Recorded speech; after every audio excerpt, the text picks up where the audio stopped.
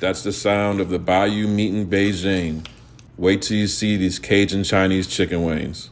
You heard right, Chinese Cajun. So you know we had to add that soy sauce to the wings, a little bit of chicken broth, and then for that Cajun flavor, I'm coming with that Delta Dust blackening seasoning. Get it from UncleDibbz.com. Mix all that and let it marinate for at least 30 minutes. Once they're done chilling in the fridge, it's time to add that batter.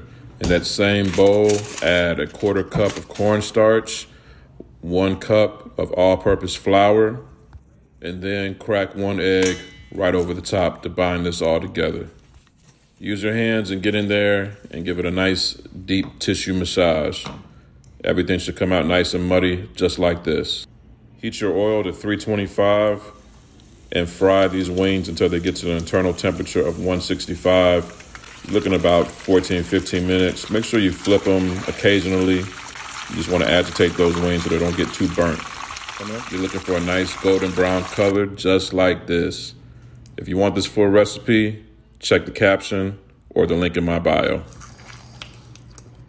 That's good, shorty.